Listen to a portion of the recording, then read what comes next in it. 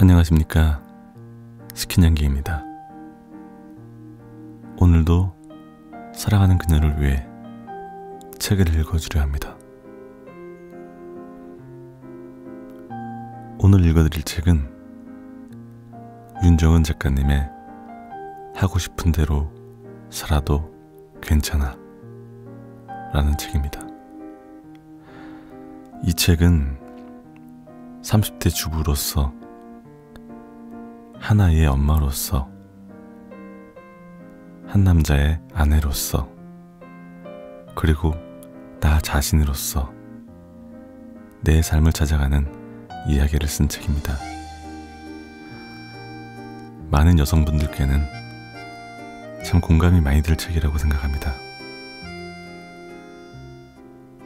자, 그럼 읽어드리겠습니다. 첫 번째 이야기. 여자이기 때문이 아니고 여자라서 가능해. 명절 연휴 친정에 온 가족이 모였다. 올해 초등학교에 입학한 조카가 나름 누나라고 치호랑 놀아주는 걸 보니 귀여워서 피식 웃음이 났다.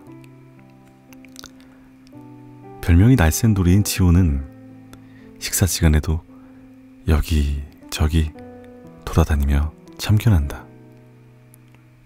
교대로 치호를 돌봐야 하니 남편이 먼저 식사를 한 뒤 내가 밥을 먹는다.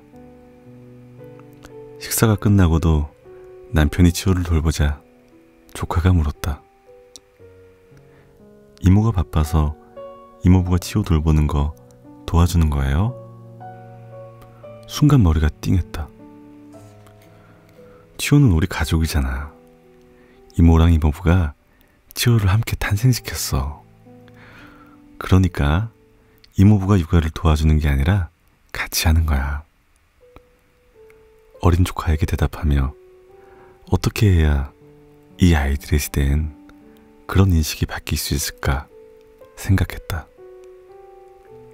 여자들이 맞벌이를 하면서도 집안일과 육아까지 전담하는 경우가 많은 현 상황을 개선하려면 가장 먼저 여자들의 의식이 바뀌어야 하고, 이를 가정과 사회에서 마찰 없이 현명하게 해결하려는 부단한 노력도 필요하다.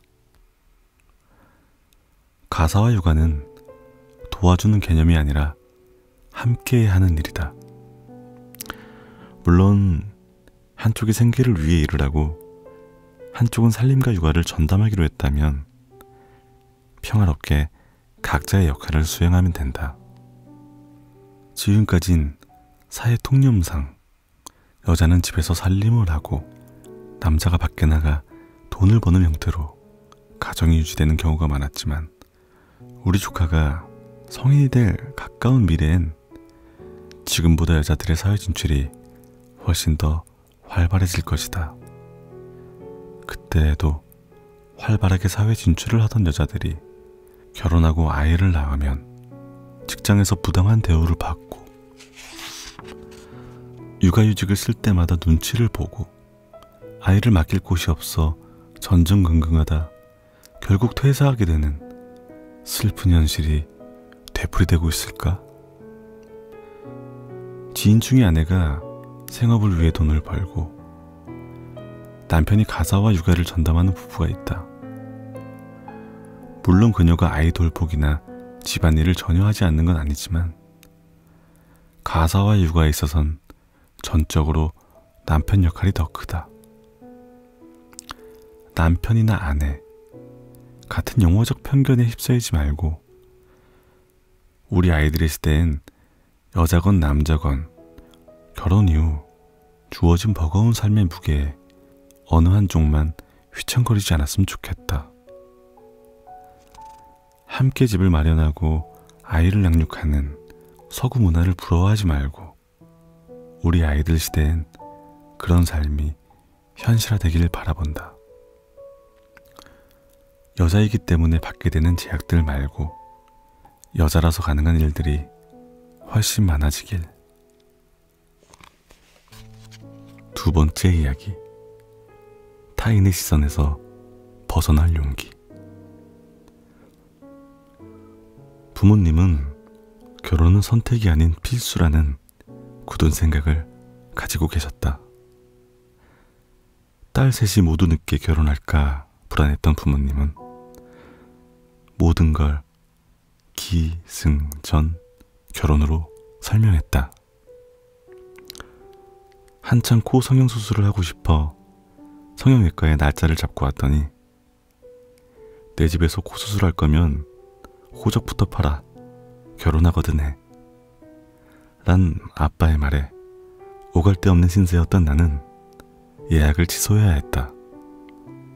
지금 생각하면 안 하길 잘한 것 같다. 독립해 혼자 살고 싶다는 말에도 결혼하면 그때 나가라는 말로 응대하셨다. 20살부터 부모님께 가장 많이 들었던 단어가 결혼이었다. 마치 여자가 제때 결혼하지 않으면 큰일 날 것처럼 세뇌하는 부모님 덕에 결혼은 선택사항이 아닌 당연히 해야 하는 것이란 인식이 내게도 심어졌다. 지금 생각하면 왜 결혼 전에 월세로 집을 얻어 혼자 독립해 살 용기를 내지 못했을까 하는 후회가 들기도 한다. 늘 가족들과 함께 살다가 혼자 유학 한번 안 가보고 결혼을 해 다시 가족들과 함께 산다. 안정된 구성원과 함께 있고 세상에 속해 있다는 안도감은 좋다. 평생을 가족과 함께 살게 될 텐데 결혼 전 혼자 살며 나를 알아가는 시간을 가질 용기를 내지 못했다. 결국 부모도 타인인데 타인의 견해와 시선에서 아직도 자유롭지 못하다. 우리는 타인의 시선에서 정말 자유로워질 수 있을까? 어떤 노력을 기울여야 남들의 시선과 견해에서 벗어나 나답게 살 수 있을까? 37에 비혼을 결심한 지인은 타인의 시선이 불편해 반지를 샀다. 남자친구 없냐고, 왜 결혼을 하지 않느냐고, 뭔가 문제가 있는 거 아니냐고, 차라리 한번 다녀온 게 더 낫지 않느냐고 묻는 말이 지겨워 스스로 자신의 네 번째 손가락에 반지를 끼워주고 웨딩드레스를 입고 촬영을 했다. 나는 나와 결혼했다 는 그녀의 선택을 응원했다. 그런 삶을 택하기 전 먼저 결혼한 언니와 남동생이 조카들을 데리고 가족 모임을 올 때면 그녀는 왠지 미안한 감정이 들었다. 해야 할 도리를 다하지 못하고 있다는 죄책감과 그래도 내 인생인데 마음대로 살지 못하나 하는 감정이 뒤섞였다. 친구들을 만나면 결혼이 마치 행복의 완성인 양 말하다가도 육아와 남편, 시댁과의 관계가 얼마나 힘든지를 토로하는 그들의 논리가 이해되지 않았다. 그러다가 집으로 돌아갈 때가 되면 안도하는 표정의 그녀들을 보며 꼭 모두가 같은 경험을 해야 하는 건 아니라고 생각했다. 타인의 시선에서 자유로워지고 싶어 그들이 하는 말들을 한 귀로 듣고 흘려버리는 연습을 했다. 명절에는 해외여행을 떠났고 남들이 아이를 돌보는 시간에는 몸매를 가꾸고 업무적 성취를 이루고 연애를 했다. 때론 외롭지만 이 또한 그녀의 선택이니 감수해야 한다. 정해진 시점에 대학을 가고 졸업 후 안정된 직장을 다니다 결혼 후엔 아이 둘을 낳고 늙어가는 인생이 정답이라 누가 말했는가. 타인의 시선에서, 특히 부모님과 가족들의 생각에서 자유로워지기. 조금 다른 방향으로 가고 싶다면 사소한 말들에 상처받지 않는 연습이 필요하다. 아이가 내 인생에서 정말 중요하긴 하지만 아이만 바라보며 아이가 전부인 삶을 살고 싶지 않은 내가 타인과 똑같은 방향으로 가야 한다는 참견에 상처받지 않으려 흘려듣는 연습. 주변 환경과 비슷하게 변신해 다른 동물들로부터 자신을 보호하는 동물처럼 우리도 다른 생각을 가진 타인을 만났을 때 보호색을 띠기 위해 그들과 같은 생각인 척 호응해주는 생각의 보호색을 띄어야 하는 걸까? 뭐 이렇게 쉬운 게 하나 없나 모르겠다. 산다는 거. 다만 타인의 시선에서 벗어나려 시도해 볼수록 좀 더 나다워지지 않을까 생각한다. 세 번째 이야기. 나는 정말 나를 사랑하는 걸까? 보통 때와 다름없는 날이었다. 아이에게 간단히 아침을 먹이고 옷을 입혀 어린이집에 보낸 뒤 급히 들어와 세탁기를 돌렸다. 청소기를 돌리고 대충 끼니를 때운 다음 설거지하고 씻고 나갈 채비까지 마치면 빨래가 끝난다.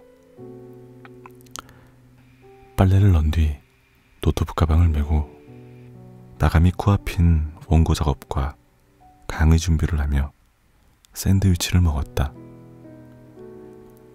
시계를 보니 벌써 오후 3시였다. 간단하게 장을 보고 오는 길에 아이를 하원시키고 놀이터에서 뛰노는 아이를 돌보다 저녁을 먹였다. 소파에 앉아 거실 창밖을 보니 낙엽이 지고 있었다. 이번 달 관리비를 이체했던가? 가스비는 어제 냈고 은행 이체 내역을 확인하다 말고 떨어지는 낙엽을 물끄러미 바라보며 천천히 물 한 잔을 마셨다. 남편은 아이를 씻기로 들어가고 나는 설거지를 하다가 문득 뒤를 돌아봤다. 창밖은 어두컴컴했고 나는 사무치게 외로운 기분이 들었다. 거실은 전등빛으로 환하고 아이는 배불러 기분이 좋은지 제잘거리고 라디오에선 따뜻한 음악이 흘러나오는데 왜 이렇게 외로운 걸까? 허탈함에 고무장갑을 벗고 책장에서 아무 책이나 손에 잡히는 대로 빼서 책장을 넘기다 가슴이 먹먹해져 오는 걸 느꼈다. 우리의 가슴 한쪽엔 언제나 설명할 수 없는 외로움과 소외감이 메아리를 울리고 있다. 그것은 아무리 친한 친구나 가족이라 할지라도 해결해주지 못한다. 헬레네 도이치는 외로움이란 자신이 다른 사람에게 제일 중요한 사람이 되지 못한다는 느낌에서 유래한다고 하였다. 맞다. 가족이라는 공동체 안에 들어와 있음에도 설명할 수 없는 공허함과 외로움이 아무 이유 없이 밀려올 때가 있다. 가족이라도 내 외로움을 해결해 줄 순 없다. 많은 사람 속에 둘러싸여 있을 때가 오히려 혼자일 때보다 더 외롭다고 느낀 적 없나? 나만 그런가? 사실 이날의 외로움은 다른 사람에게 제일 중요한 사람이 되지 못해서가 아니라 자신에게 가장 중요한 사람이 되지 못해 밀려온 감정이었다.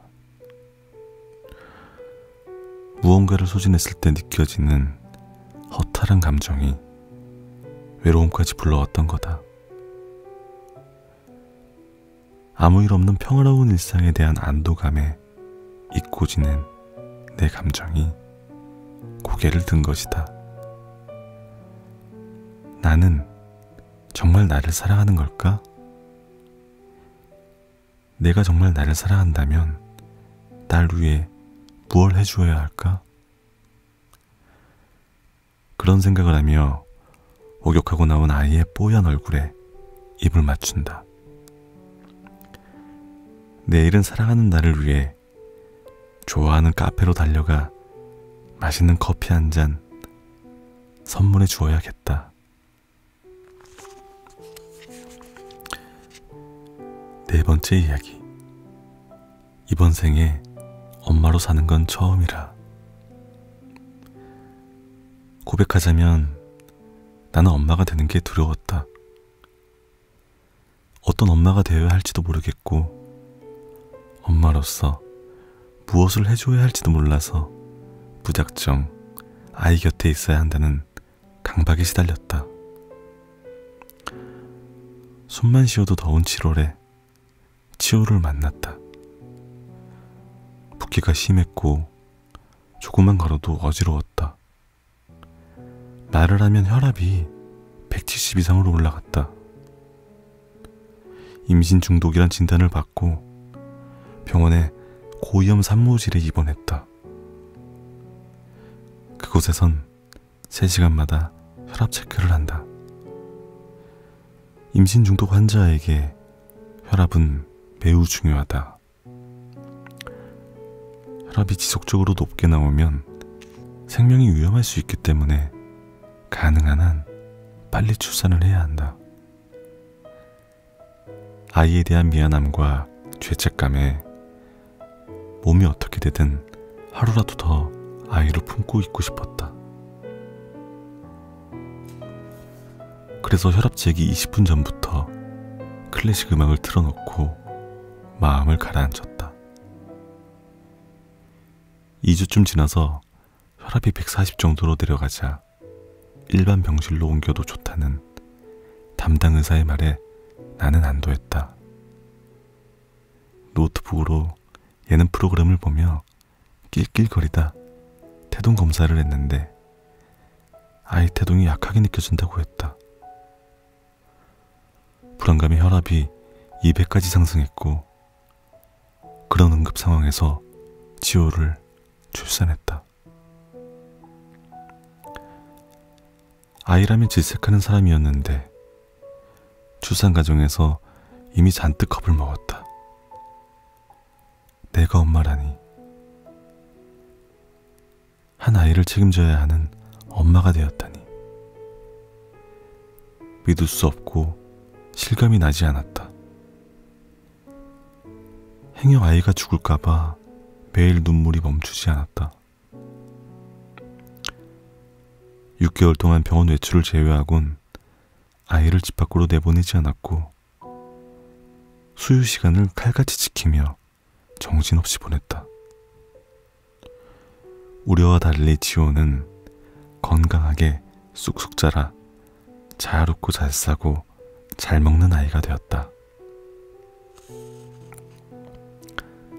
아이를 잘 키워야 한다는 강박과 함께 자아 실현에 대한 욕구도 올라왔다. 출산 후 한 달 만에 신간 에세이를 계약했고 한 달에 한두 건 정도 칼럼을 썼다. 본격적으로 일을 하고 싶었지만 가족을 위한 희생이 먼저라고 되뇌며 올라오는 욕구를 눌렀다.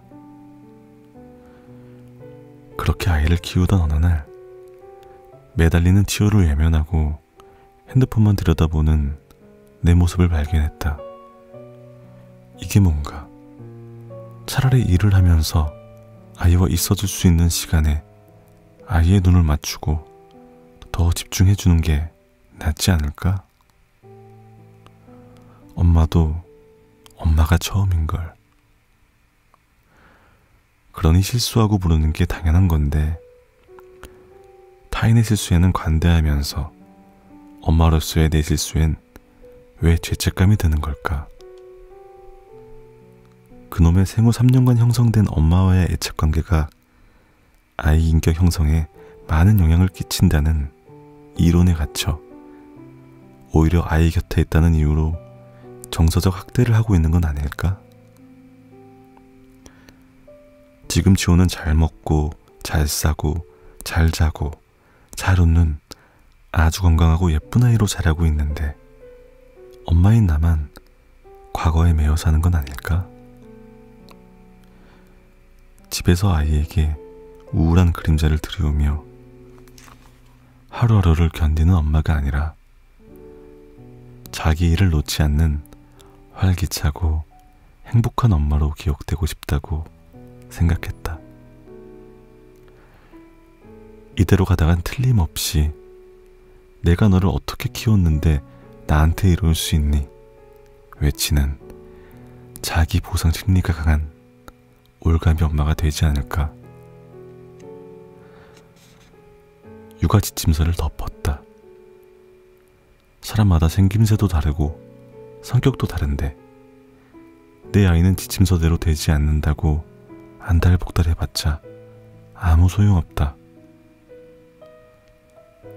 좋은 엄마로 불리는 친구와 거리를 두었다. 친구와 비교하며 느꼈던 더 좋은 엄마가 되지 못한다는 자책감도 버렸다. 20kg이나 늘어난 몸무게를 줄이고 다시 강의를 시작하고 시간을 쪼개 공부하는 모임에 나가고 책을 읽기 시작했다. 혼자 육아를 하는 날이면 같은 아파트에 사는 치호 또래 엄마들에게 다가갔다. 육아하면서 외로움에 지쳐있던 그녀들을 불러 모아 커다란 그릇에 밥을 비벼 먹으며 공동 육아를 했다. 남편에게 적극적으로 육아에 참여할 것을 요구했다. 배를 가리는 커다란 박스티를 버리고 몸에 붙는 치마를 샀다. 나는 점점 행복해졌다. 엄마가 된다는 건 멀티플레이어로 성장하는 일이다. 결혼에도 적응 기간이 필요했듯 육아도 마찬가지다. 적응 기간을 거쳐 아이와 가족과 내가 공존하는 삶을 살기 위해 치열한 사투를 벌이니 몸은 피곤하지만 정신적으로 행복해졌다. 열심히 일하고 나서 치호와 함께 보내는 시간이 너무 소중해 더 많이 안아주고 웃어준다. 하고 싶은 대로 살아야만 행복한 내가 하고 싶은 대로 사니 가족 모두가 행복해졌다. 좋은 엄마가 되어야 한다는 강박을 내려놓자. 아이를 사랑한다는 것만으로 이미 충분히 좋은 엄마니까. 이번 생에 엄마로 사는 건 처음이라 완벽할 수 없으니까. 5번째 이야기. 너의 이야기를 들려줘. 연애를 시작하는 연인들은 눈빛으로도 말을 한다. 마주치는 눈빛은 감정마저 설렌다. 권태가 진행 중인 연인들은 눈을 마주치지 않는다. 같은 공간에 함께 있어도 마음의 거리는 멀다. 시작하는 연인들에게 모든 말은 소중하다. 상대에게 관심이 집중되어 있기 때문이다. 대화를 통해 그 사람의 역사를 가늠한다. 함께하지 못했던 시간을 상상하며 공감한다. 관심이 있기 때문에 대화에 집중할 수 있고, 사랑하는 사람이니까 나에 대해 말해주고 싶다. 인간이 가진 여러 훌륭한 기능 중 하나는 대화가 아닐까? 말과 목소리와 눈빛과 표정으로 다양한 공감대를 형성할 수 있으니까. K는 아픈 상처를 연인에게 공유하지 않아 이전 애인과 깊은 관계로 가지 못했다고 한다. 밝은 모습만 보여주고 싶었던 K와 깊은 상처까지 공유하고 싶었던 연인은 결국 이별했고 몇 년 만에 다시 연애를 시작한 K였다. 꼭 힘든 걸 말해야 해? 그냥 숨기면 안 돼? 그러게. 꼭 힘든 걸 말해야 하고 공유해야 관계가 깊어지는 걸까? 내가 보여주고 싶은 만큼만 보여주고 딱 그만큼만 관계를 유지할 수 없을까? 그러고 보면 내 이야기를 누군가에게 들려준다는 게 참 어렵다. 상대가 들을 준비가 되어 있는지 두렵고 그런 말을 듣고 나를 이상하게 보지 않을까도 두렵다. 멀어지느니 차라리 말을 하지 않는 편이 좋다고 지레 겁을 먹고 속 깊은 이야기를 하지 않는 버릇이 생겼다. 우리 아기가 오늘 아침에 이렇게만 있는데 너무 귀엽지 않아? 우리 아들이랑 따로 쌌는데 너무 예쁘지? 우리 애가 요즘에 아이를 낳게 되면 평생 헤어질 걱정 없는 연인을 만난 기분이 드는 걸까? 결혼하고 아이를 낳은 친구들은 입만 열면 아이 이야기에 열을 올린다. 카톡을 하건 전화를 하건 만나건 간에 엄마가 아이 이야기를 하지 않는 건 법에 어긋나는 일이라도 되는 것처럼 열심히 아이 이야기를 한다. 열심히 듣다 나도 아이 이야기를 좀 해야 하나 싶어 몇 마디 거들다가 이내 지루해진다. 아이랑 대부분의 시간을 같이 있다가 오래간만에 친구를 만났는데 여기서도 또 아이 이야기라니. 이럴 줄 알았으면 모처럼 생긴 자유시간에 차라리 서점에 나갈걸. 여기 나오지 말고 치호를 끌어안고 눈을 맞추고 볼이나 비빌걸. 그래서 요즘 넌 어때? 전에 다시 일하고 싶어 했잖아. 복직은 힘들 것 같아? 아이 이야기만 듣고 있자니 지겨워서 무심코 질문을 던졌더니 그제야 친구는 본물 터지듯 자신의 이야기를 들려준다. 아, 아이 이야기만 할 줄 아는 게 아니었구나. 너의 이야기를 물어봐주는 사람이 필요했구나. 오늘은 여기까지 읽겠습니다.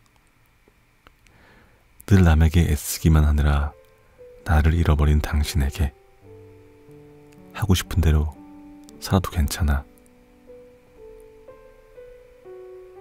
참 좋은 책이네요. 추천드립니다. 오늘도 그녀가 편안하고 깊은 잠에 들 수 있도록